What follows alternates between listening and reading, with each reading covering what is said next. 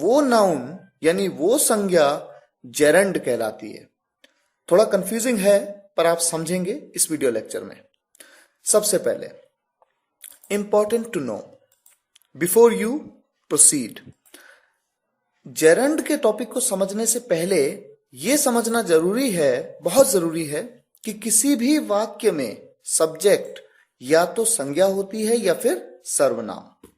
यानी किसी भी सेंटेंस में सब्जेक्ट या तो नाउन होता है या फिर एक प्रोनाउन। इसके अलावा सब्जेक्ट कुछ और हो ही नहीं सकता। ये आप लिख के ले लीजिए।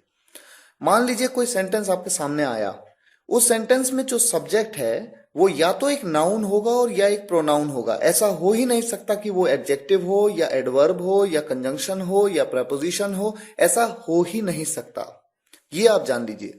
इसके बाद एग्जाम्पल्स मैं आपको देता हूं। एग्जाम्पल्स आपके सामने है। सबसे पहला एग्जाम्पल, सफलता बहुत जरूरी है। Success is very important. यहां पर सब्जेक्ट क्या है? सक्सेस। सक्सेस क्या है? ये क्या सब्जेक्ट है? मैंने बताया सब्जेक्ट या तो एक नाउन है या एक प्रोनाउन है। ये नाउन है या प्रोनाउन है, ये हमें जानना है। प्रोनाउन तो ये हो नहीं सकता क्योंकि हमने पार्ट्स ऑफ स्पीच में ये जाना था कि प्रोनाउन होते क्या हैं। सर्वनाम जो संज्ञा की जगह पे आते हैं, जैसे ही, शी, दे, आई, यू, ये एक नाउन है। पर कौन सा नाउन है? क्या ये प्रॉपर नाउन है, कॉमन नाउन है, मटीरियल नाउन है, कलेक्टिव नाउन है या फिर एब्स्ट्रैक्ट नाउन है?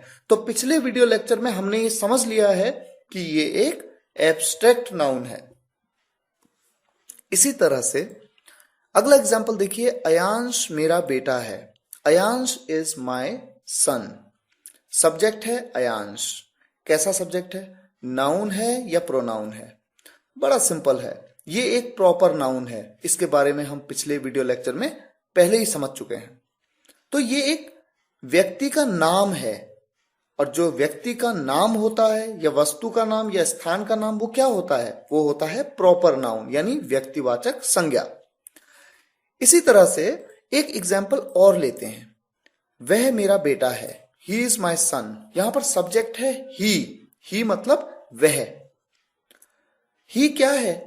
ये एक प्रोनाउन है। ये बात हम parts of speech pronoun topic में समझ चुके हैं और ये तो बड़ा कॉमन है, हम सभी जानते हैं। He, she, they, it, I, you, we, ये क्या है? ये सब प्रोनाउन है।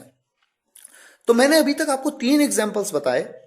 पहले एग्जाम्पल में सब्जेक्ट है एब्स्ट्रैक्ट नाउन। दूसरे एग्जाम्पल में मैंने जस्ट अभी आपको बताया कि सब्जेक्ट था नाउन, और इस एग्जाम्पल में आपके सामने सब्जेक्ट है प्रोनाउन। अगला एग्जाम्पल देखते हैं। अब आपके सामने एक इंटरेस्टिंग सेंटेंस है, पढ़ना अच्छी आदत है। Reading is a good habit. यहां पर सब्जेक्ट है पढ़ना। किसके बारे में बात हो रही है? पढ़ने के बारे में। तो सब्जेक्ट कौन है? पढ़ना। पढ़ना को मैंने कहा रीडिंग, क्यों कहा इसको समझिए। देखिए, रीड मतलब पढ़ना। रीड एक वर्ब है, हम सब जानते हैं रीड एक वर्ब है यानी एक क्रिया है। ये बात हमने parts of speech video lecture में समझी थी।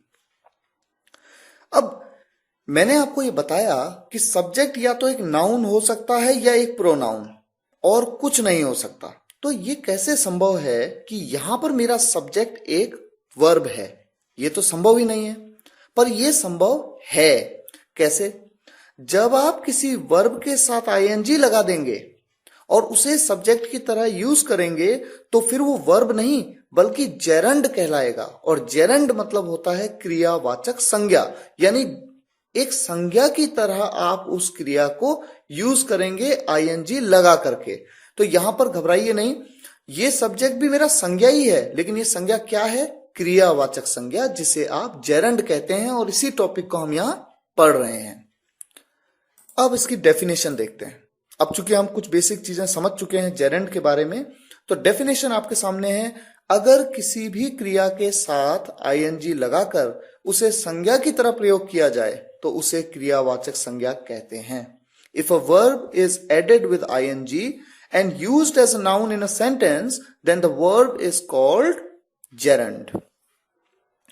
कुछ एग्जाम्पल्स आपके सामने हैं जेरंड के, जहां पर वर्ब के साथ आईएनजी लगा करके एज अ नाउन यूज किया गया है। एग्जाम्पल देखिए, running is good for health, subject है रनिंग। रनिंग मतलब दौड़ना, मीनिंग में कोई चेंज नहीं है, फर्क सिर्फ इतना है कि वो जो वर्ब है, जो क्रिया है, उसके साथ आईएनजी लगा दिया और सब्जेक्ट की तरह यूज किया। Running is good for health. Gymming is my routine. Playing guitar is my love. Play मतलब खेलना, ये तो एक क्रिया है, लेकिन क्रिया के साथ आईएनजी लगाया और as a noun, as a subject आपने उसको यूज कर लिया। Loving you is my habit. Smoking is injurious to health. देखिए यहां पर स्मोक मतलब क्या होता है? धूम्रपान करना, स्मोक।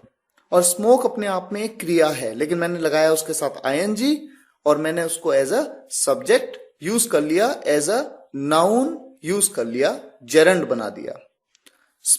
नेक्स्ट सेंटेंस है speaking is more important. Speak एक वर्ब है, आईएनजी लगा दिया, जेरेंड बना दिया। तो यहां पर आपने देखा कि वर्ब के साथ हम किस तरह से आईएनजी लगा रहे हैं और फिर उसको सेंटेंस में यूज कर रहे हैं। हमें उम्मीद है कि आपको ये वीडियो लेक्चर पसंद आया होगा।